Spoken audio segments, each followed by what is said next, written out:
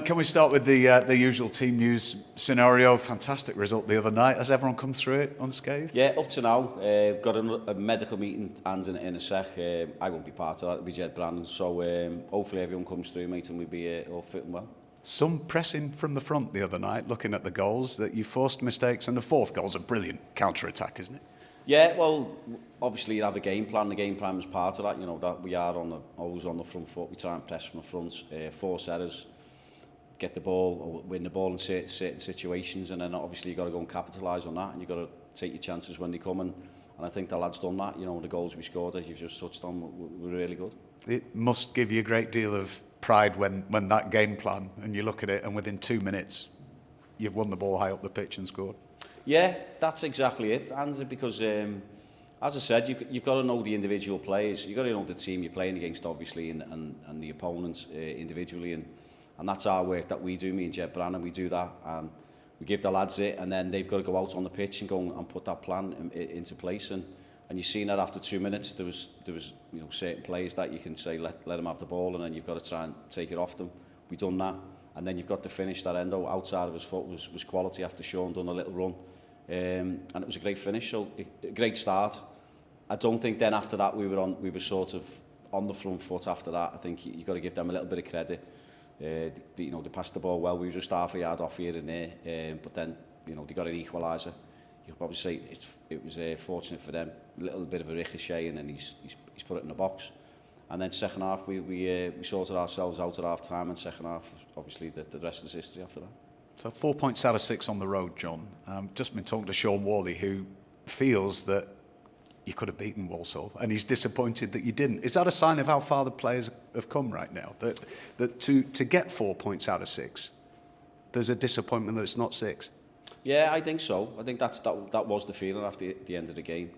But you look at, you're going to a team that a challenging top end of the table, what they done last season, the aspirations they've got, and then you go to Newport, who at the other end of the table are fighting for their lives, and we put a performance on there. So I think, yeah, looking at it, you know, we were slightly disappointed that we didn't get all 6. Yeah. Let me just ask you about the window closing Monday. It's a busy time. You've got training. You've got a game this weekend. Sunday, Monday through until 7 o'clock. John, do you expect to be bringing players in after Ben Ward's departure? Hopefully, yeah. As I said, we've been talking to numerous players in certain positions. So hopefully we can do that. You know, it's easy. Say, oh yeah, we're definitely going to do it, and it's never done till it's done. Even when you think the players arriving or players arriving, and you're going to get them over the line, just until you get them in the building, until they've signed the paper, then. So hopefully, yeah, we can get some business done. But the phone hasn't stopped, to be honest. When you played, John, how different was it? If a club was interested, did the process seem a lot easier back then than it does now? It did for me as an individual. I can remember a couple of occasions. One of them stuck out in my mind when I was at Wigan Athletic, and the manager called me in at the time was Graham Barrow, and he said a certain club were interested in you, and he said, what's your thoughts? And I said, well, what's your thoughts on me? And he said, well, you're a big part of what we're trying to do here. We'd like you to stay. And I said, well, I'm staying then. So it was as simple as that for me at that time.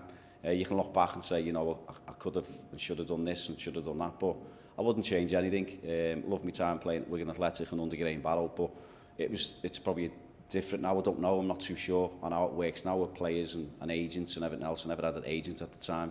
So it was just a quick, easy decision for me, as long as I was part of Wigan Athletic's first team and in Graham Barrow's plans, and that's how it worked for me. You might look at it from the outside and think, Ward's gone, so you need a centre-back. Is it as simple as that, or are you looking at what budget you've got, John, and thinking it might actually be another area of the squad that is more in need of bringing someone in? Yeah, I think what you do is you'd have your bases covered, because there was a lot of talk going on, not just Ben, you know, about Devon Matthews, Isaacs, and there's been quite a few about our play, so you know, you never know which position is definitely going to, until someone actually says and puts offers on the table. But you have to have all your bases covered, all your positions covered, if you like, in that. And I think we actually had that. So they're still sort of all ongoing, you know, agents are still speaking to us and players are still speaking to us saying, is that potentially going to happen? And then you've also got to look within house. So we've brought players in the summer who can fill them roles as well. So you've got to give them a chance at times. We've got lads that we've got out on loan, so you've got to look at the bigger picture on that. But at the moment, you know, we're in a good shape, and as I said, we're talking to one or two, so we'll see what happens. In an ideal world, would it be a couple that you would like, John? Yeah, definitely ideal world. As I said, we played Devon Matthews left-sided on Tuesday night against Newport. He played there for Cairns and Ashton. We knew he could do the job there, no problem at all. And then we've obviously got Freddie Sass, who's had a little bit of an injury and stuff, but he's back now. So we just have to manage his minutes and stuff because, as I said, we're not having a 21s and getting up to speed. We have to get them up to speed in real time. How easy is it, or difficult is it, is probably the right way of putting it, to find the next Ben Ward, to find someone who you could bring in and leave this club for a considerable fee? It is, but that's the job. I mean, we've done it last season as well, didn't we? I mean, we sort of had two lads go at the start of the season, and Jack Nolan and Tommy Lee, which people have probably forgot about, you know. And then this season, we've lost or we sold Ben Woods to Peterborough. So it's always the case. Your better players end up going, but that's the job, isn't it? That's the job, to go and try and find the next, you know, Ben Woods, Ben Ward, Tommy Lee, Jack Nolan, whatever that is. And you know, that's the challenge. We love doing it. We love getting out and seeing the games. We do cover, you know, the grounds, and we go and get in our cars and do the mileage, me and Jed. So we like doing it, and that's the challenge again. So we'll carry on doing it. And can that really be the difference if you're in for the teams and maybe two or three others are, and you can show these lads, look, you're going to get an opportunity here if you work hard enough? Well, that is it. That's the selling point, and that's what does happen. You know, with the games we've been to now, the recent ones, the under-21 games, we have the under-21s loans managers then ringing us, and we haven't contacted them. You know, we've drove off in our cars or whatever, and then within 5 minutes there's a text message coming through, X, Y and Z are available. So then we do our work on them. So when we are going to watch your local teams like Blackburn under-21s, we're also seeing the team you play against that you don't get a chance, maybe Chelsea under-21s or whoever it is. But we've got good links, me and Jed Brannan. We're a load of clubs locally and nationally. So, you know, we just, as I said, you've just got to keep doing the work, keep doing the research, and hopefully you get it right. Just mentioned a moment ago, spoke to Sean Worley, who's just passed 200 appearances for this football club. Could you just talk to us about his influence around this building, on and off the pitch, John? Absolutely massive, Andy. He's just a top pro. I think he's learned from his mistakes as a younger professional, if you like, and it's just put him in good stead going forward in terms of what he's been doing in so many years since I've been here anyway, off the field.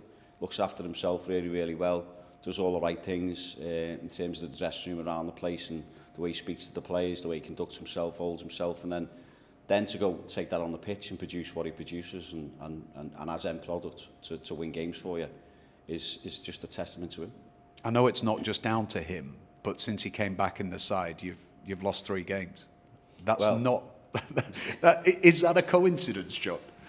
Well, you could say if you want a coincidence. It all depends how people want to see it. But, you know, he works hard, as I said to you, everything that I've just said a minute ago. And that's why you get what you get on the pitch. And I think he's a leader. So the lads see the way he works tirelessly. I mean, Neil and he lost the ball, I think, in the attack and third. And then he ends up being in the right back position, you know, winning as a throw-in, trying to get the ball back. So he's just infectious. The lads see that. And, you know, I think it's... as I said, he sets really, really good examples all over the pitch and off the pitch. So, you know, as I said, if you're a young professional footballer or just coming to the club, the first person you want to speak to is Sean Morley.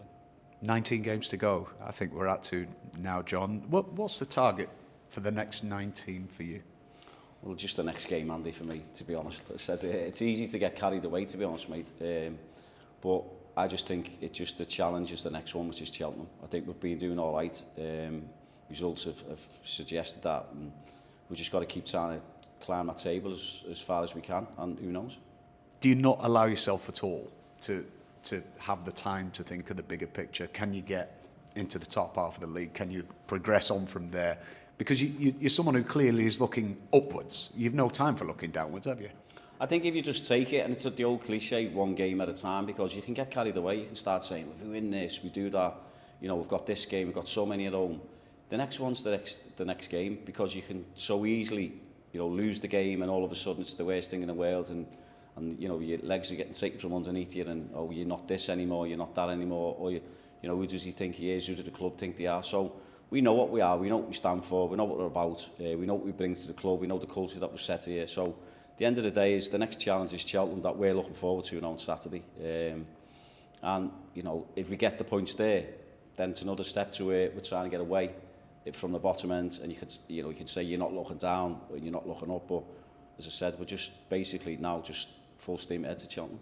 I suppose time will tell, John, but we've lost a couple of games due to the weather in recent weeks. Yeah. Do you think that might have done you some good to have all the lads to be able to sort of rest their legs a little bit and go for the second half of the season?